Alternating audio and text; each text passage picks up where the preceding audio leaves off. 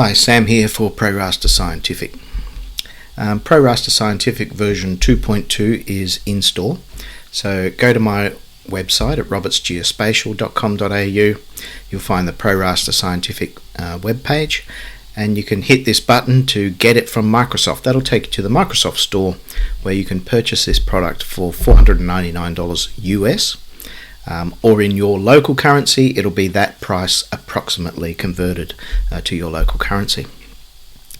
So a while ago I did a series of videos where I looked at a long time period vegetation index study over a cattle station in Queensland called Coorabulka. Now that took quite a lot of work. Version 2.2 has got a number of features that make that exercise much more productive. So we're going to go through that again today, and we're going to do it all in one video, and furthermore we're going to be looking at more than 10 years worth of data. So let's get straight into it. So I've downloaded Landsat 8 data from 2013 onwards and Landsat 9 data from 2021 onwards. So I have all those scenes. Now I need to bring them into a scene database. So I'll go add scenes to new database by folder search. And I'll give my new database a name. I'll just call it demo. Go into my multispectral folder, Coorabulka, and here are all the folders that contain my scenes. So I've downloaded the tar files and simply unzip them using 7-zip, and so we have a folder, and in each folder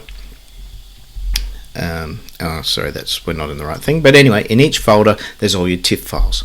So we're going to select this root folder, and it's going to go through that root folder, find all of the scenes of whatever kind of satellite it is, and recursively through all of the folders, and then it's going to import all of those scenes into my scene database. Now this doesn't duplicate any data. All it does is it takes a good hard look at the scene, figures it all out, it adds an entry for that scene into my scene database, and it creates what's called the Scene Assembly Virtual Raster, and it's going to create one of those for every single scene that we import. Now that virtual raster brings together all of the data that is in the scene. So it brings all the TIFF files together, puts them into a virtual raster. It does the initial conversions from digital numbers through to reflectance. So in this case we're looking at Landsat collection 2 level 1 data, so it's top of atmosphere data. So we're doing the corrections on the fly. We're going to be correcting for the sun angle, and that's a variable correction. We use a sun angle raster for each tile. We're going to be transforming each band from digital numbers to reflectance. We're going to be looking at the QA data and massaging that from a virtually unusable bit mask into something that is able to mask out cloud of various levels, identify land, identify water, identify snow, and we can use those masks easily in our processing from that point on. So that's the three things that is going on now, and in a minute we'll have all of our scenes in our scene database. Now in this case I'm going to build a mosaic, and the mosaic is of two scenes along the same path. So the satellite is going to collect those two scenes at virtually the same time. So 552 scenes in total. That's going to be 276 acquisition events over this cattle station. Right, so here's our scene database, brings up the browser, and this is where our scenes sit. Most of the scenes are right here along this path, but we have an early scene for Landsat 8 and an early scene for Landsat 9 where the satellite wasn't quite in the right position yet. That doesn't mean your data is mislocated, it just means that the satellite is not imaging quite the same place on the Earth as it does once it settles into its final orbit. Okay, so there's our scene database. Let's create our Collated Mosaic Sequence product. To do that, I'm going to use the Create Product Sequence wizard. So I'll bring in the wizard. Actually, now first thing I need to know before I do this is I need to know which tiles I'm going to put into the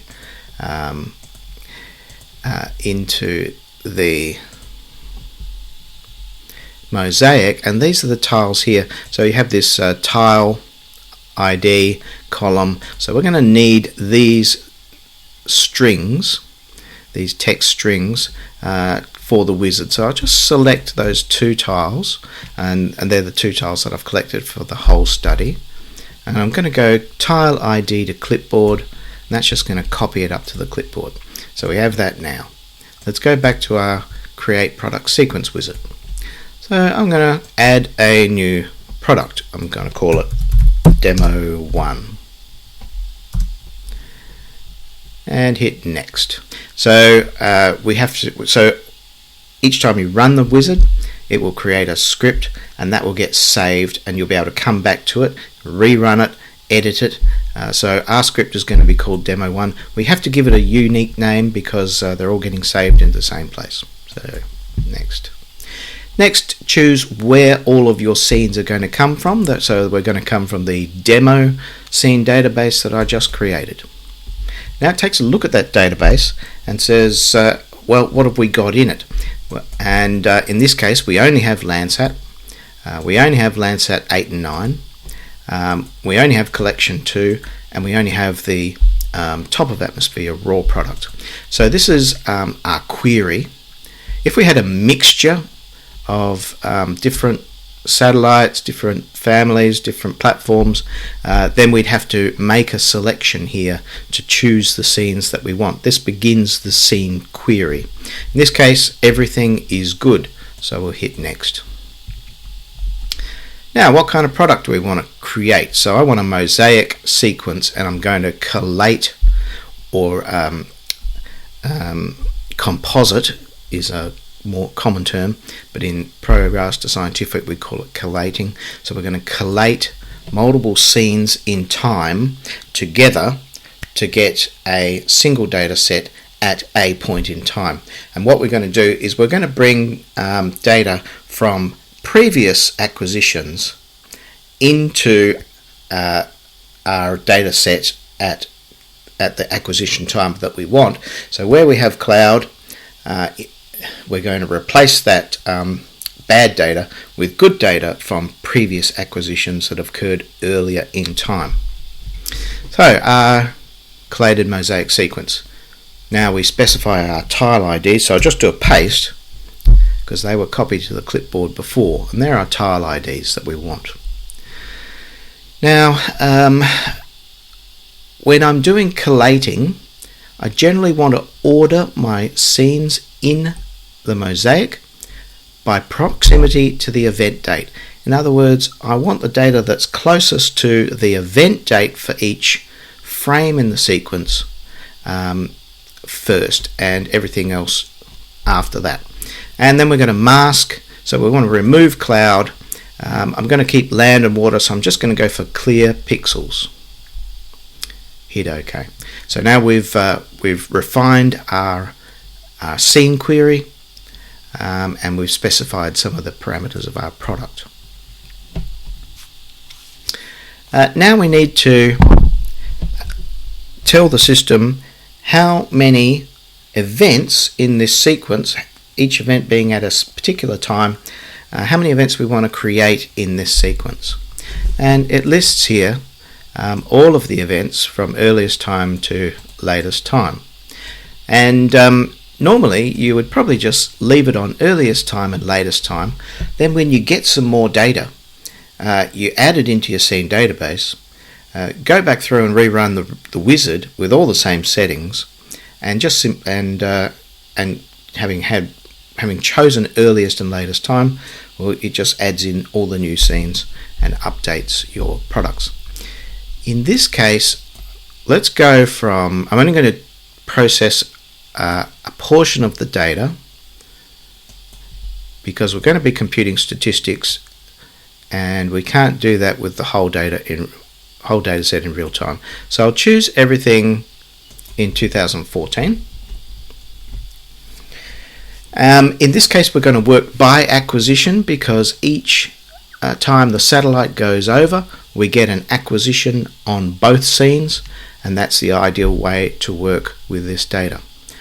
I'm going to put my event at the latest time in that acquisition, and then I'm going to look for acquisitions to collate before the event. So I'm going to go up to 2 acquisitions before, and then including the acquisition at the event. So in other words, we're going to collate up to 3 scenes or 3 acquisitions together into one in order to get a higher quality data set at each frame in the sequence.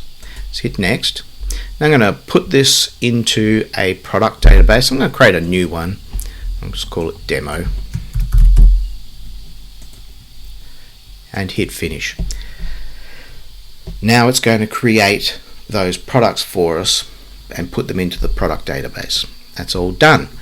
You should now press these buttons in this order: view the report, then edit the product, and then you're done. So let's take a look at the report.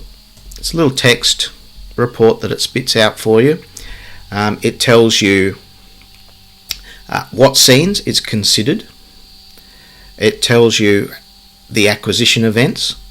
It then tells you about the sequence events that will be generated in the product, and then it lists all of the scenes that it's allocated to each one of those sequence events. Now we wanted 2 scenes before plus the scene of the event, and of course we've got 2 scenes in each mosaic, so we have a total of 6, and you can see that for most of these it's acquired 6 scenes, and it's only the earliest events where it has less scenes because there was nothing before that. So that looks good. It's done what I expected it to do. Now you can hit edit product, brings up the product editor, and we can see our preview. So let's create a rendering algorithm. You can either hit render now, but in this case I'm going to use render algorithm, and that creates and saves an algorithm into the product. And from that point on, if I want to reload this algorithm in ProRaster, I always know where to find it. I can go to the product and just select it, and it's a bit more convenient. So we're going to use natural color with atmospheric removal. That's our band combination, combining SWIR 2, near and green. We'll turn on pan sharpening and hit OK. So it's created our rendering algorithm. I can now open that in ProRaster. Let's turn this map into a floating map. We'll put it over there. And I'm going to bring up the time control panel. So the time control panel allows me to step through the data set frame by frame. So let's just zoom in a tiny bit. So if we go through this, we can drag it to or step it to another time point, and it will go away and find that data, bring it all together in real time, and bring it up onto the screen for you. So what's going on here? Well, it's bringing data in from the original TIFF files that the Landsat data was supplied in. It's bringing it from that. It's coming through the scene assembly virtual raster for each scene. That's massaging the data. It's applying corrections for sun angle and so forth. It's turning it into top of atmosphere reflectance. Then it's going into our masking operation to take out the cloud, and our collating operation to replace pixels that have been removed by the mask with good pixels from earlier times. And then it's all going together into one final data set, which is our product here. Okay, so I just want to show you, okay, so we're good there. Let's come back to our product. Of course, what we want to do is compute a vegetation index. So I'll right click and hit index. So this has been improved, made it a little bit more easier. So these are the standard indices that you might compute, and they're right there, and you can just select one. So there's the moisture index, here's a vegetation index. Otherwise, you can come down to this list and you'll find thousands of different indices. Well, not thousands, you'll find a couple of hundred, and you can select any or all of these in any combination that you want. But if you're looking for a standard index, you can just go straight there. This is our NDVI. It's near infrared minus red on near infrared plus red. Okay. So now we've got our NDVI index and we can preview it, and there it is. So when I display this, let's make a display algorithm again so we have something saved into our product. I open that in ProRaster, close that for a minute, make the screen nice and big now. So if you go into the color page on the color component, you'll see that it's automatically chosen a data transform called NDVI, and it's chosen a color table called NDVI. So you're getting a standard rendering for your vegetation index straight out of the box. Now I'm going to choose a different one because I have multiple NDVI color transforms.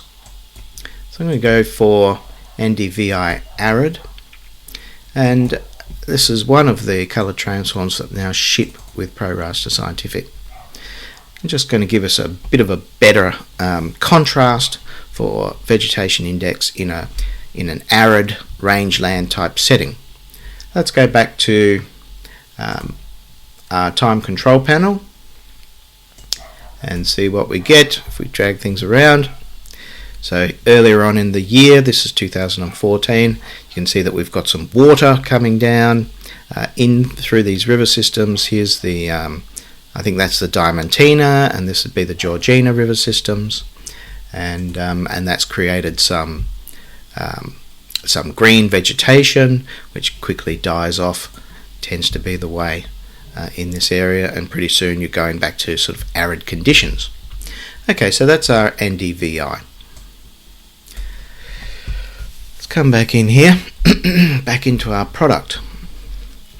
Now we want to do our analysis for the Coorabulka Station in particular, and that sort of sits in the center of these two scenes of the mosaic here.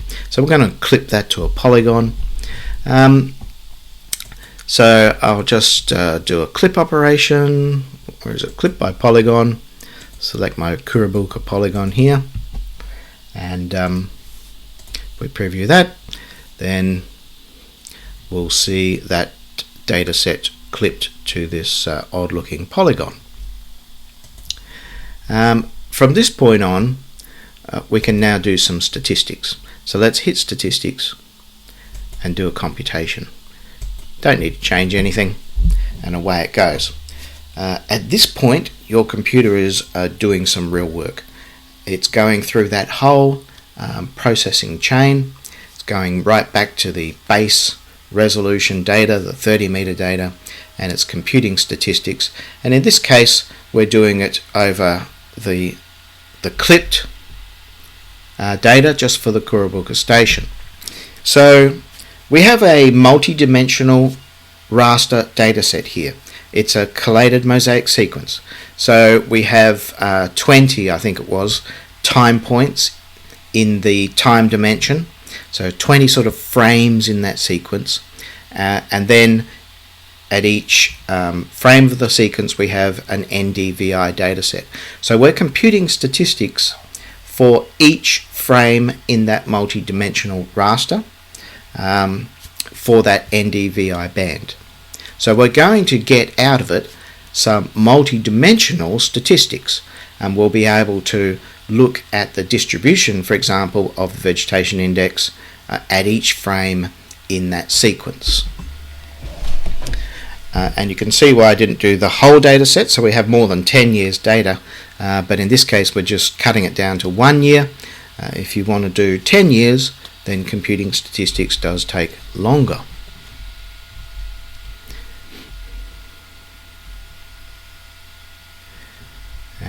about done. And it'll just bring that up in a tick. Okay, so here's our statistics object. So in this drop list you can see that we have all of our events listed. So these are all the events in the sequence, and if I click through them you'll see the statistics change as we go through. Over here we've got the histogram, and again as we click through you'll see the histogram change over the course of the year. So if we go back to our summary page, we can open the statistics in a spreadsheet editor, and mine comes up in Excel. So it's a comma delimited file, and here you have all your statistics over those 20 time points. So we can see, for example, the number of valid samples over each of those time points, the minimum and the maximum values. This is for NDVI, the mean value of the NDVI.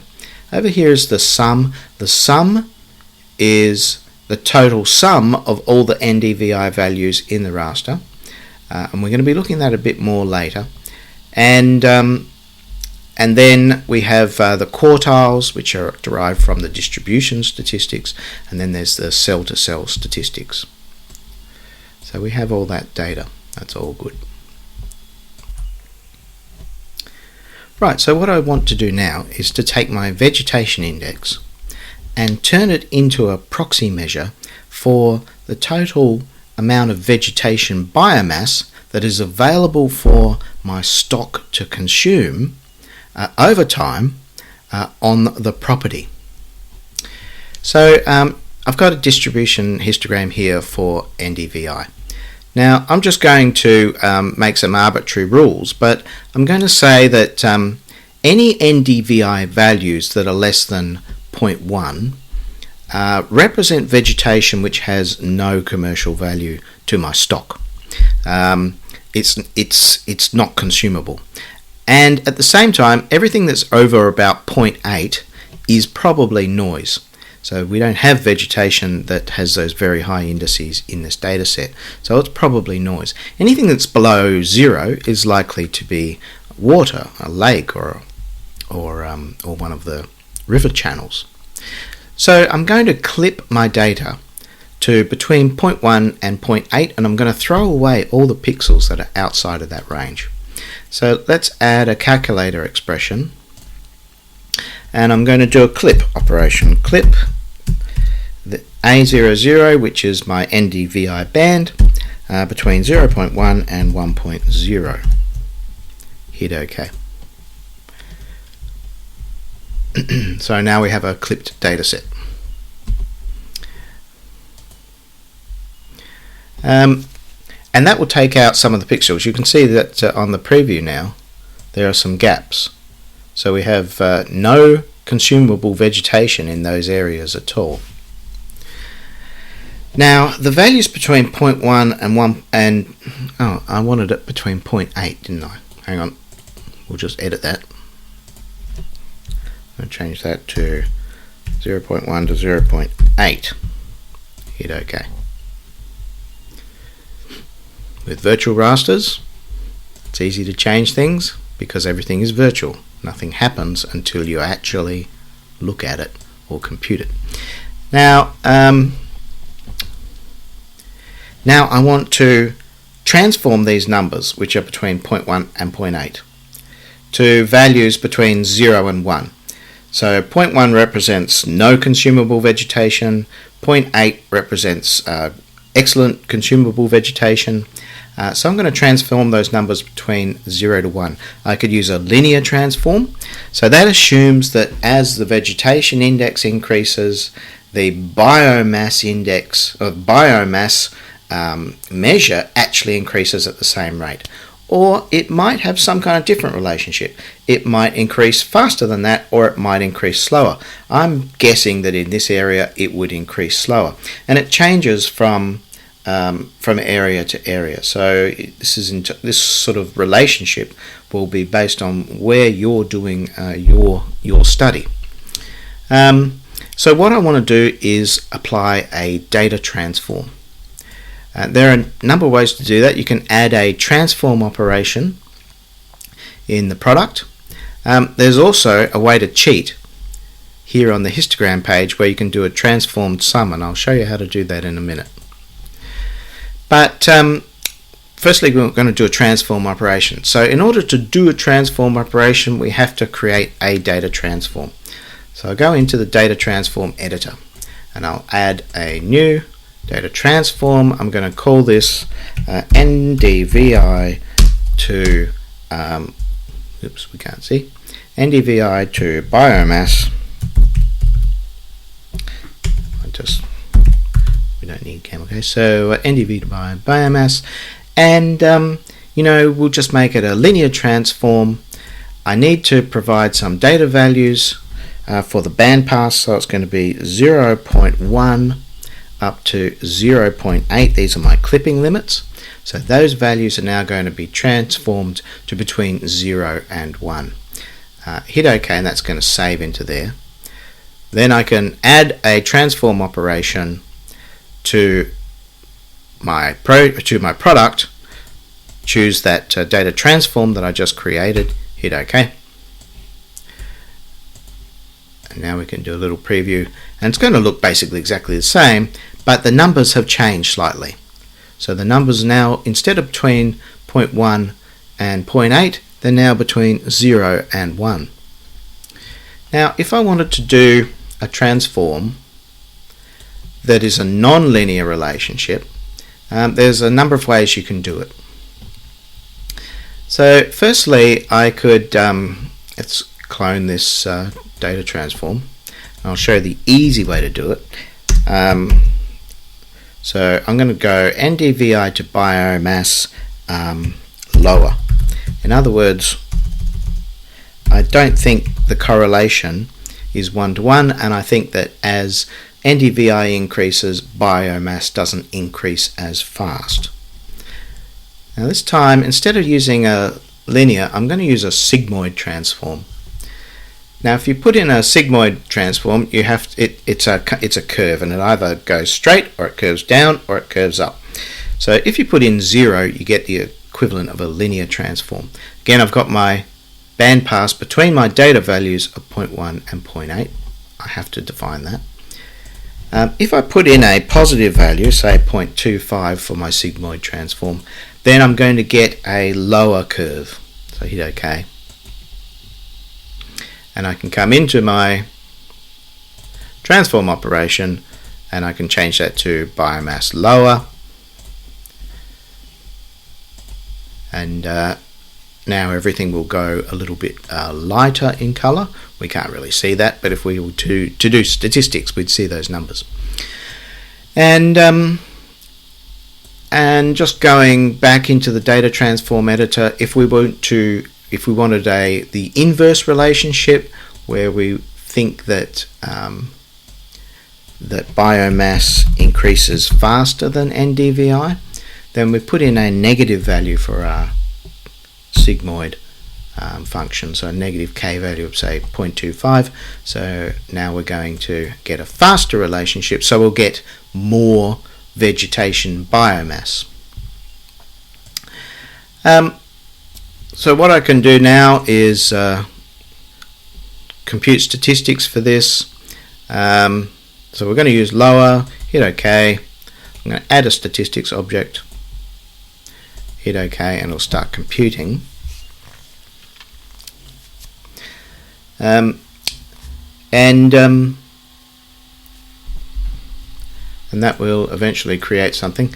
The other way to go about doing this is to go to your statistics object that for your untransformed data, and if we go to the histogram page, there's a little option to apply the transform to that data, and you can select the data transforms that we just made, and then it will use the histogram distribution statistics to compute an approximate value for the sum of all the transformed data values in that raster.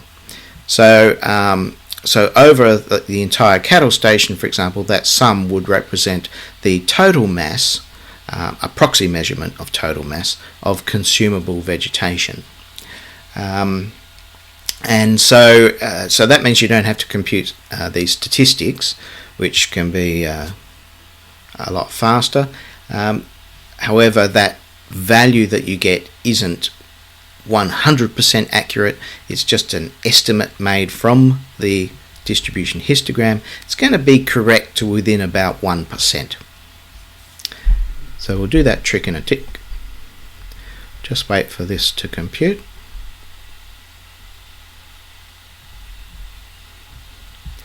I know that makes for a boring video, but unfortunately this old computer, most of its CPU time is being consumed actually capturing the video, and it doesn't have much time left over to actually run ProRaster Scientific. There we are, we're done. So let's have a look at those statistics when they come up. So we've taken our NDVI, we then clipped it to our polygon. I usually do that last, but in this case we've done it first, doesn't make any difference. Then clipped the NDVI values to between 0.1 and 0.8. Then I've transformed them using a nonlinear transform to between 0 and 1, and we finally get some statistics. So here's our histogram now. You can see it goes from 0 up to something, well in this case less than 1, and as you step through you can see how the histogram has changed, and this is now our biomass proxy. And if we look at the statistics in a spreadsheet editor, there'll be a sum value in that spreadsheet. That's the sum of all of those biomass values, and that'll give us some kind of proxy measurement for the total amount of consumable vegetation on the property. So let's do that. Let's go into Excel. So here's our statistics that we just computed, and the thing that I'm interested in here is the sum. So let's just select those, and where's my video? It's over there, isn't it? Where are we? Sum. And we'll insert some sort of picture. So here is our simple biomass proxy over time. So we've got 20 time points, and you can see that throughout this year we had a fairly typical pattern where you come from drought conditions with very little consumable vegetation. You get a flood coming down the river. That generates a flush of vegetation, and over the remainder of the year that vegetation slowly dies off, and then if everything goes to plan, you get another wet season in January, February, March, and you get another flood coming down and more vegetation for your stock to eat. So that's the kind of thing that we're looking at. So I'll just go now to the total data set. This one, I guess.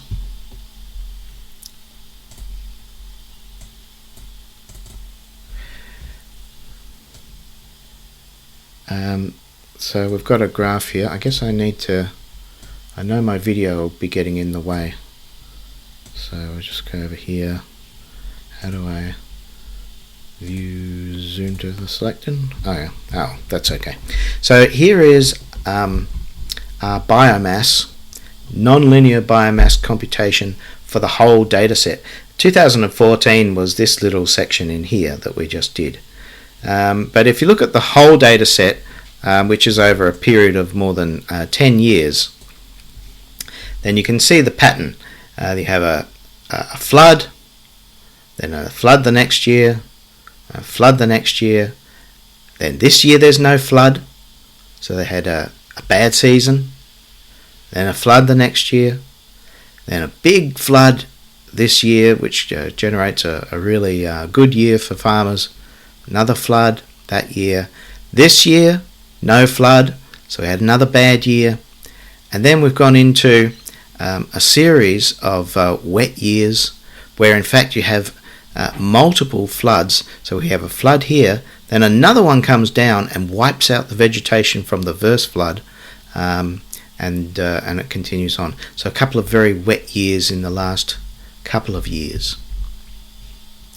So that's our biomass vegetation proxy computed from our NDVI index. So just one last thing on productivity. So we've got our NDVI here. That's not clipped. So if we go to clip, and now we create an algorithm. I'll open that in ProRaster. So here we have it clipped to the station. I'll change it to my NVDI arid color table that I like, and then I'll save that algorithm. Now in 2.2 we have a new capability in export. So we're going to export out to a GeoTIFF. Just choose a file name, that'll do. And here you can see there's a batch export by temporal event. So I'm going to turn that on, and then this little button lights up and you can have a look at the frames. You can select the range of the frames that you want to export, but we're going to output 20 images for full extent. Choose some resolution, say resolution level 1, hit process. So now we're going to get 20 TIFF files. They're going to be sequentially named, and you can take these TIFF files and drop them straight into video production software.